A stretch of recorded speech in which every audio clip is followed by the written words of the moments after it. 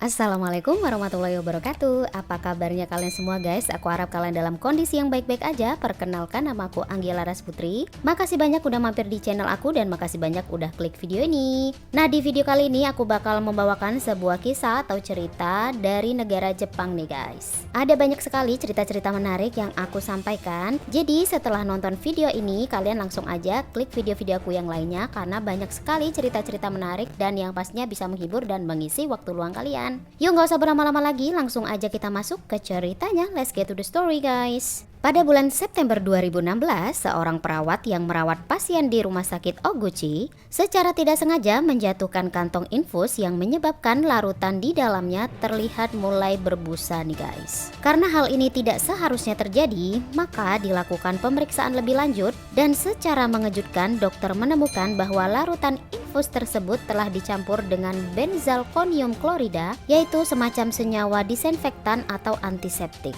Khawatir akan kemungkinan kontaminasi, semua kantong infus di lokasi gedung diperiksa, yang mengarah pada penemuan bahwa salah satu kantong yang diberikan kepada Nabuo Yamaki yang berusia 88 tahun, seorang pasien yang telah meninggal 2 hari sebelumnya, ternyata kantong infusnya itu telah dirusak dan terkontaminasi nih guys. Setelah dilakukan pemeriksaan, perawat menemukan lubang yang ditusuk dengan jarum halus di filter pelindung yang menutup sumbat karet guys. Dan hal ini juga terjadi pada sekitar 10 kantong infus yang lainnya guys. Dikhawatirkan hal ini mungkin aja berdampak pada kematian baru-baru ini di rumah sakit Oguchi yang mencapai jumlah 48 orang sejak bulan Juli. Staf menghubungi polisi prefektur Kanagawa untuk meminta bantuan. Sebelum insiden itu, Dewan Kota Yokohama menerima banyak keluhan tentang masalah yang berkaitan dengan rumah sakit Oguchi nih guys. Karena itu mereka membentuk komite pihak ketiga untuk mengevaluasi kondisi di tempat tersebut. Nishikawa meninggal pada 18 September 2016. Dokter awalnya mengira Nishikawa tutup usia karena penyebab alami. Namun 2 hari kemudian, 20 September 2016, teman sekamar Nishikawa di rumah sakit Oguchi yaitu Nobuo Yamaki 88 tahun juga meninggal dunia guys. Berdasarkan investigasi menyimpulkan bahwa seseorang telah dengan sengaja memasukkan zat asing ke dalam tubuh pasien dan dengan sengaja membunuh mereka dengan mencampur kandungan berbahaya pada kantong infus. Dan oleh karena itu penyelidikan khusus pun dimulai. Polisi kemudian mulai menyelidiki kematian Nishikawa yang kemudian mereka putuskan meninggal karena keracunan dari senyawa antiseptik yang sama pada penemuan awal guys. Selain itu ada 2 pasien lain yang memiliki zat benzalkonium klorida di tubuh mereka. Semakin mengejutkan ketika kedua pasien itu meninggal dalam rentang waktu yang berdekatan dengan kematian Nishikawa dan Yamaki. Polisi terus melakukan penyelidikan terhadap persediaan kantong infus di rumah sakit Oguchi serta pemeriksaan terhadap pakaian pegawai dan pada saat itu ditemukan bekas jejak zat antiseptik benzalkonium klorida di saku seorang perawat yang bernama Ayumi Kuboki, yaitu salah satu petugas perawat di rumah sakit Oguchi guys. Di sisi lain selama shift malam, setelah insiden itu ditemukan, kamera keamanan yang dipasang oleh polisi prefektur menunjukkan Ayumi berjalan di sekitar rumah sakit dengan membawa obat yang seharusnya tidak ia bawa, dan pada akhirnya berdasarkan hasil penyelidikan Ayumi Koboki ditetapkan sebagai tersangka utama setelah seseorang rekan mengklaim bahwa dia telah melihat Ayumi masuk ke ruang pasien pada jam yang bukan giliran shiftnya nih guys. Dan sekitar 5 menit setelah Ayumi pergi, kondisi dari pasien tersebut memburuk dan akhirnya meninggal dunia.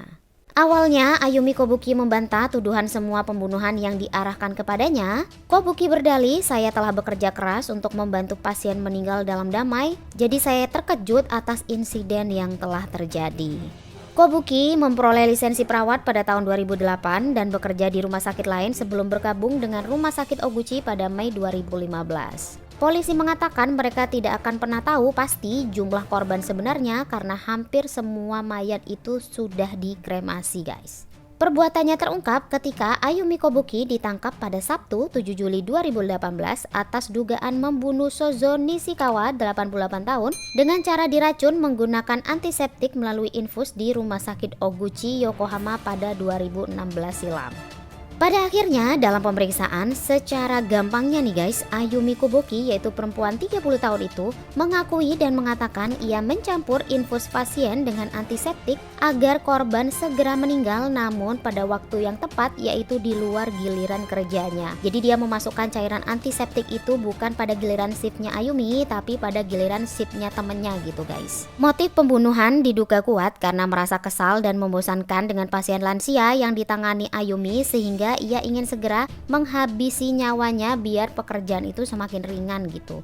Ini sih gila menurut aku ya guys. Koboki mengatakan kepada penyidik, memberitahu keluarga tentang kematian seorang pasien itu merupakan beban banget buat dia ya guys ya. Yang mana tugas itu memang diperuntukkan bagi perawat yang sedang bertugas pada saat itu. Dan untuk menghindari beban itu, Koboki menargetkan pasien yang berstatus kritis nyaris meninggal gitu. Sehingga mereka akan mati pada saat giliran kerja perawat lain gitu guys. Kendati demikian, polisi itu meyakini bahwa Koboki mungkin juga membunuh pasien lain yang tidak berstatus kritis. Karena memang dikatakan sejak bulan Juli ada 48 kematian di rumah sakit Oguchi itu guys. Pengadilan Distrik Yokohama Jepang menjatuhkan hukuman seumur hidup kepada Koboki pada hari Selasa 9 November 2021. Hakim Kazunori Kare yang menjatuhkan hukuman seumur hidup yang dinilai lebih ringan dari tuntutan jaksa yang menuntut Koboki dengan hukuman mati karena disebutkan dia telah menunjukkan penyesalan atas pembunuhan tersebut.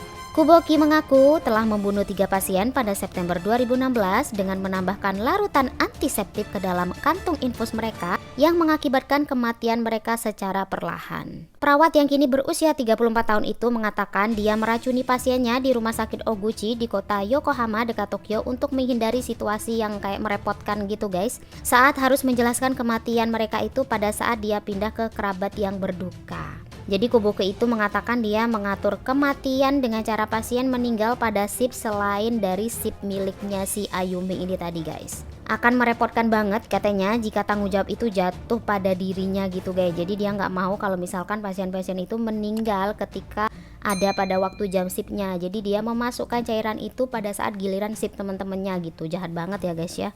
Menurut pengacara pembela Ayumi Koboki ini menderita skizofrenia yang mengurangi kapasitasnya ketika kejahatan itu dilakukan. Ini bertujuan untuk mengurangi untuk mengurangi hukuman Ayumi. Akan tetapi menurut hakim dan juga jaksa penuntut, Ayumi ini setelah dilakukan pemeriksaan itu yaitu cukup sepenuhnya mampu diadili dan juga dijatuhi hukuman sesuai dengan apa yang sudah dia lakukan guys. Dan menurut aku ini cukup adil ya guys ya. Kalau misalkan dia langsung dihukum mati, menurut aku dia nggak bisa merasakan ya penderitaan dia untuk menghabiskan hari-harinya di dalam penjara guys. Gimana nih guys menurut pendapat kalian? Apakah Ayumi Koboki seharusnya dijatuhi hukuman mati ataukah cukup dijatuhi hukuman seumur hidup di dalam penjara? Tulis komen kalian di kolom komentar. Aku pengen tahu banget pendapat dan juga komentar kalian guys. Makasih banyak nih udah nonton video aku guys. Setelah ini jangan lupa untuk nontonin video-video aku yang lainnya karena masih banyak banget cerita-cerita menarik lainnya yang pastinya seru-seru dan gak bisa kalian temukan di channel-channel yang lain. Makasih banyak nih udah klik video ini, bantu aku supaya channel aku makin berkembang dengan klik tombol subscribe, klik like, klik share,